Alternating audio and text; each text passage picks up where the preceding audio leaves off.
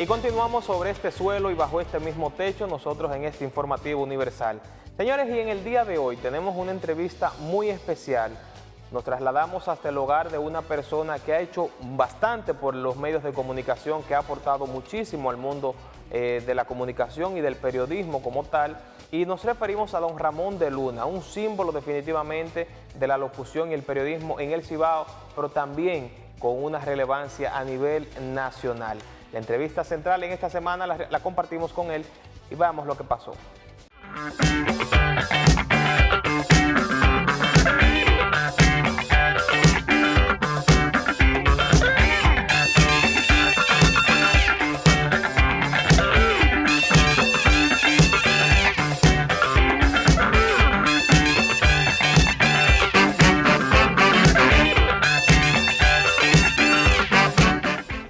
Yo nací en el Ceibo, Santa Cruz del Ceibo, allí en el este. Aunque la mayor parte de mi vida he pasado en Santiago de los Caballeros.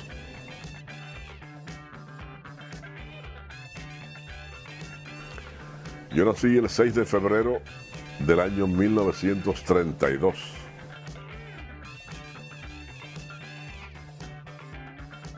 La familia se había mudado a San Pedro de Macorís. Y entonces un primo mío me hizo ir al director de la emisora de allí, que era la H1J, la Voz de Oriente, porque él decía que yo tenía buena voz, que quizás podía entrar como locutor allí. Bueno, pues fuimos y efectivamente el director de la emisora quedó encantado con la voz mía y ahí comenzó todo. Esto fue en el año 1948.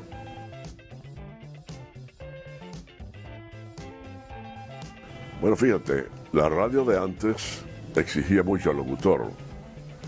Antes tenía uno que ser voz comercial, voz noticiosa, voz musical.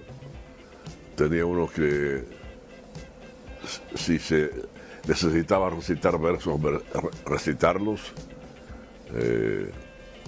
Ser maestro de ceremonia, todo esto lo he pasado yo, pero la mayor parte del tiempo he sido locutor de noticias en la radio y ahora en la televisión. En la radio yo tuve un programa llamado La Situación Mundial desde 1965 hasta 1986, que era un solo radio en toda la zona del Cibao, de la anilla noroeste y gran parte también del sur, por la audiencia que tenía.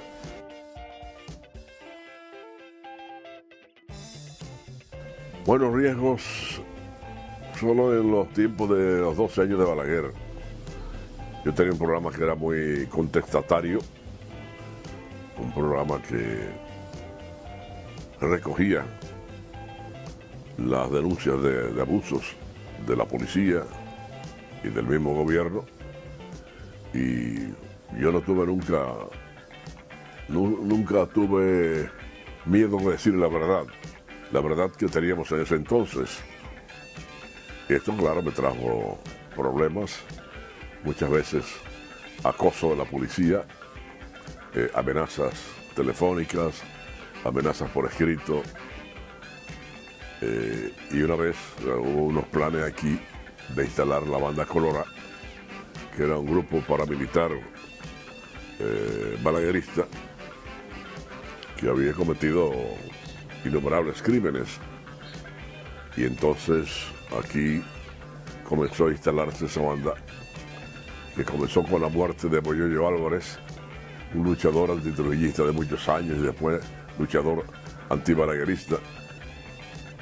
Y se había elaborado un listado donde estábamos Boyoyo Álvarez, el doctor Negro Veras, un servidor, un apellido Castillo de una Chocín. Era un listado de 7. Y ocurrió el rapto y la muerte de Boyoyo Álvarez, cuyo cadáver apareció en el canal Messier Bogar, amarrado a 2 bloques de 8 y un alambre de púa al pescuezo. Y entonces yo por casualidades de la vida, alguien nos enteró de esto. La hermana de una amiga íntima de nosotros tenía una modista en Bellavista. Esa modista vivía en una casa compartida por dos familias, la de ella y de otra persona. Perdón. Y ella fue a medirse un vestido y oyó a un grupo de hombres hablando en el otro lado, y oyó el nombre mío. Y entonces oyó que dijo alguien, por ese hombre muy querido en el Cibao, y dijo, son órdenes superiores. Le contestó otro. Bueno, el caso es que yo voy a la rueda de prensa el lunes. El coronel Luis Soler Jackson está dando todos los pormenores de lo aparecido en el Cibao, lo ocurrido en el Cibao. Menciona el caso de ese cadáver que apareció, de ese hombre. Entonces yo le dije ahí, no se vaya ninguno de mis compañeros de la prensa, que yo quiero hablar delante de ustedes como el coronel Luis Soler Jackson. Y le dije que se había hecho una reunión en Bellavista, en tal sitio, donde se había planificado la muerte de ese señor y la muerte del resto de los que estábamos en el listado, y que de ahora en adelante él era responsable de la vida de nosotros. El tipo que ocupaba la residencia, la segunda parte de la casa aquella, de la modista, me sometió por difamación. Era un tal Cabrerita, que fue al principio constitucionalista y después se convirtió en chivato de la policía, en confidente de la policía. Vivía siempre aquí en la calle del Sol, esquina 30 de marzo, vestido de negro, con un revólver que le llegaba aquí hasta la rodilla, y usaba un Volkswagen color naranja. Bueno, el tipo me sometió por difamación. Fuimos al tribunal, a mitad de la causa, lo llaman a él y él no aparece. Se había ido. Abandonó el tribunal y el juez me despachó, vaya, no hay nada contra usted.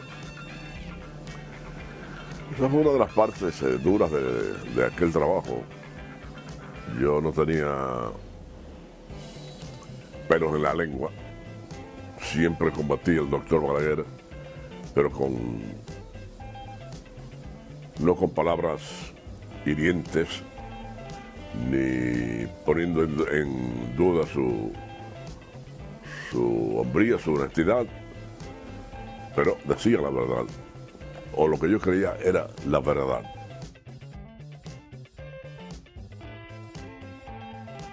En ese momento estaba enlistado de una gente que había que eliminar.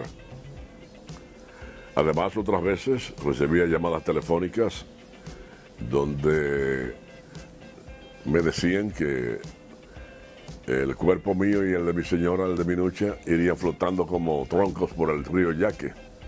Y cosas así. Bueno, en ese sector sí había enemigos míos, claro que sí. Pero yo tenía todo un pueblo que me quería y me respaldaba.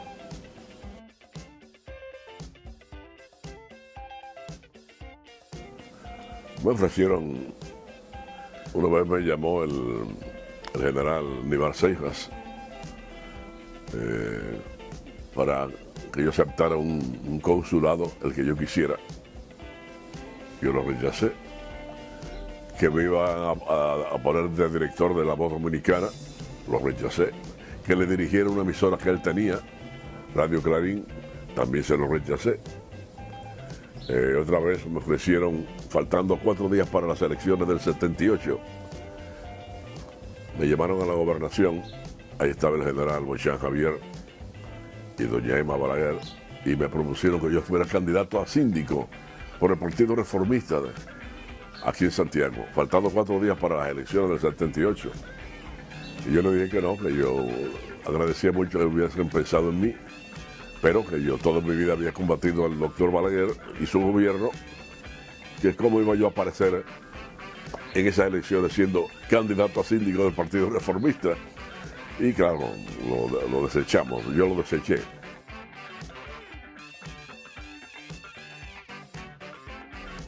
No, mire, yo no no había trabajado en la radio. Yo la introduje en la radio en el año 1954. Al año siguiente, en el 55, nos casamos. Y todavía está nuestro matrimonio. ¿Cómo fue ese proceso? Yo estaba en un matrimonio y entró esa señora vestida de rojo, rubia, muy elegante, con un cigarrillo sin encender en la mano, como buscando que alguien. Yo me paré rápidamente y le encendí el cigarrillo. Y de ahí fue el primer contacto y hicimos una amistad y la amistad terminó en esto.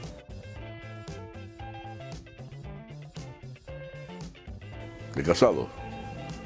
En el 55, 45 más 19, ¿cuántos son? 64. 64 años de casados.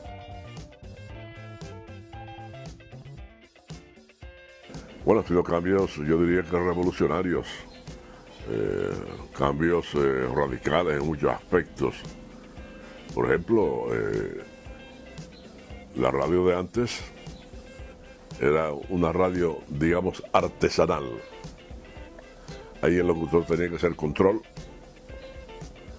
tenía que preparar su programa y realizarlo. No había esa diversidad de grabadores que hay hoy en día. Se grababa directamente a la pasta.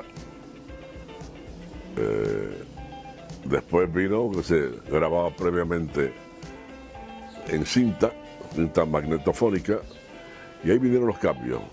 Los discos eran de 78 revoluciones por minuto, tocados con una aguja que había que cambiar cada 3 discos. Había que cambiar esa aguja. Los discos eran frágiles. Después vino el disco de larga duración, el long play. Vino el cambio de aguja, una aguja de diamante o de zafiro. Ya no había que cambiarlo cada 3 discos. Después llegó la FM, la frecuencia modulada. Se hacía el enlace de la emisora con el transmisor por FM. Después eso cambió y la FM trabajó aparte de la radio AM.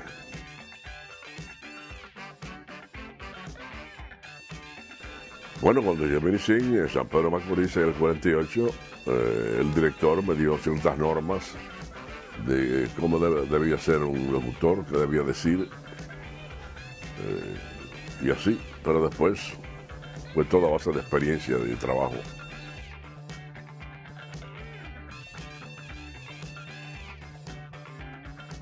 Bueno, son muchos las cosas que pueden hoy intervenir y a veces frenar el periodismo.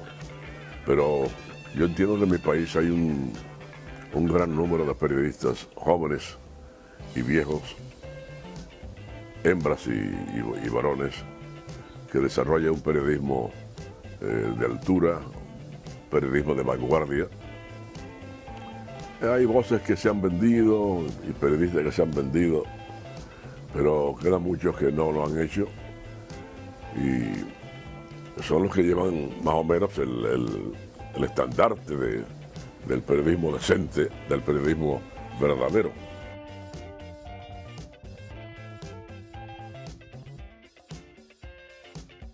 ¿Qué influye? Bueno, el político es el que más influye, es el sector que más influye en el periodismo. Todo gira alrededor de la política y mucho más un país como el nuestro, donde hay política los 7 días de la semana y las 24 horas.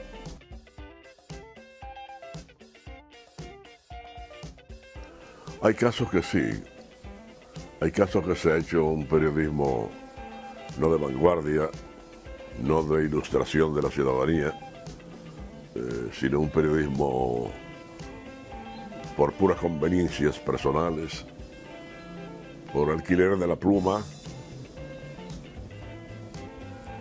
Y esto ha hecho mucho daño al periodismo dominicano.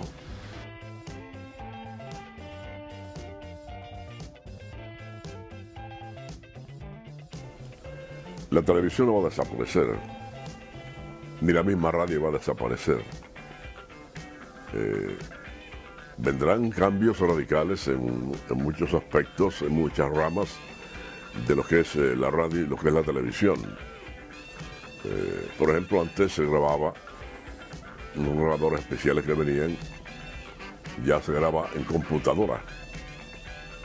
En la computadora tú vas a grabar un anuncio y la respiración que se escucha te la cortan y sale una grabación perfecta, limpia totalmente. Claro, el internet y otros modernismos actuales le han dado un cambio radical a lo que es informativo. Ya se ha adecuado al internet y otros avances para información de la humanidad. ¿Perdón? Sabe todo al instante. Todo al instante. Hay una inmediatez en el suceso que ocurre y en el suceso que se anuncia que ha ocurrido.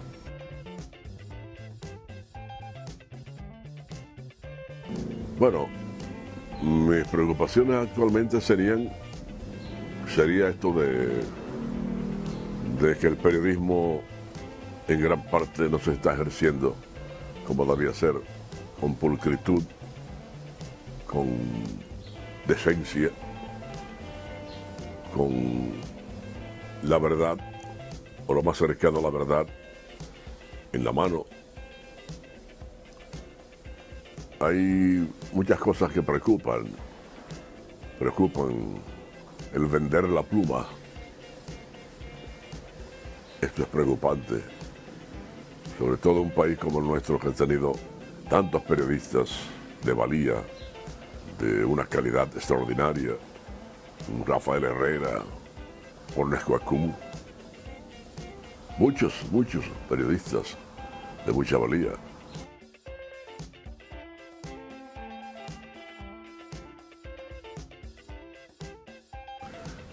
Muy preocupante, muy preocupante. Hay cosas en Venezuela que han ocurrido o vienen ocurriendo desde hace muchos años. Por ejemplo, cuando dominaba la derecha en Venezuela, los señores jerarcas de PDVSA, que es la petrolera de Venezuela, tenían sueldos de 900 y 800 mil dólares mensuales cada uno. Es decir, que desde entonces comenzó el desbarajuste de esa empresa, la número uno de Venezuela. El chavismo quiso corregir muchas cosas y quizás corrigió algunas, pero se entró a un extremismo. Primero el extremismo de la derecha, después el extremismo de la izquierda. Y este hombre que quedó en lugar de Chávez, del comandante Chávez, el señor Maduro, no ha tenido la inteligencia que tuvo aquel, ni ha tenido tampoco el carisma que tenía el coronel Chávez. Y todo se ha vuelto un desbarajuste. La derecha, hay que decirlo también, la derecha venezolana, los grandes almacenistas, los grandes importadores, comenzaron a cerrar sus almacenes y dejar de importar para crear una carestía ficticia que ya se ha convertido en verdad, en una tremenda verdad. Ahí está faltando todo en Venezuela. Y ha sido incapaz este gobierno de Maduro de tratar de sopesar, de minimizar todo ese problema que ha venido para ese país sudamericano, número uno en petróleo en nuestro continente y el más rico entonces por ser petrolero. Y sin embargo, miren en qué ha caído ese país, en la miseria extrema. Ahí falta todo, faltan medicamentos, faltan alimentos, falta todo.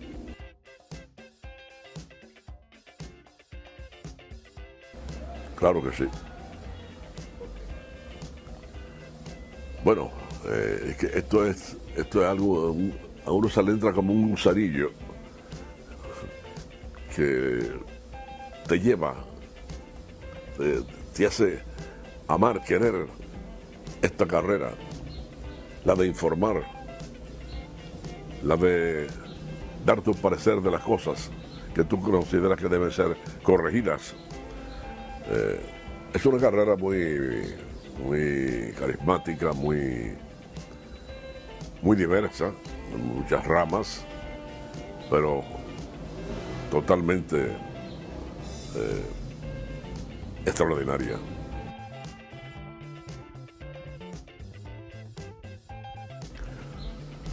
Se debe que soy un ciudadano dominicano preocupado por los problemas por los que atraviesa nuestro país y siempre he querido estar al lado del pueblo. No porque sería un modismo, sino porque yo lo siento desde dentro. Yo soy un nacionalista dominicano que creo en el futuro de nuestro país y que creo que en el presente no es el mejor ni el más halagüeño para este pueblo dominicano, que es digno de mejor suerte, sino que hay que buscar las causas, eliminarlas, esas causas malas, y tratar de que el país se encauce por caminos de libertad y de progreso.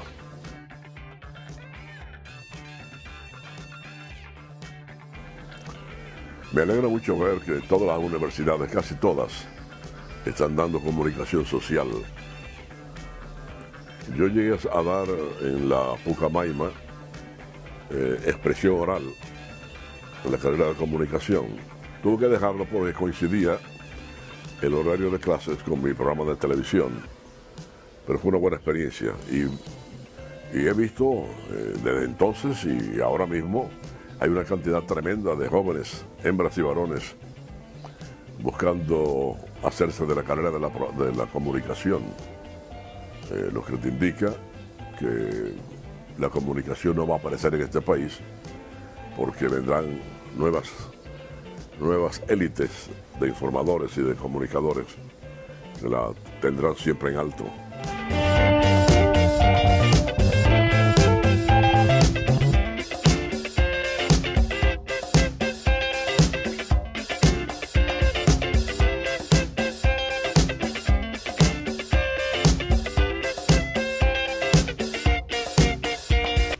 Definitivamente emotiva esta entrevista con el señor Ramón de Luna, una figura emblemática de la locución dominicana, una persona que ha aportado bastante, incluso desde el ámbito académico, porque todavía se mantiene asistiendo a conferencias y charlas en diferentes universidades y escuelas de nuestro Santiago y, como dijimos anteriormente, en el país. Definitivamente exitosa esa carrera, exitosa y cargada de muchos logros, por lo cual ratificamos nuestras felicitaciones para Ramón de Luna.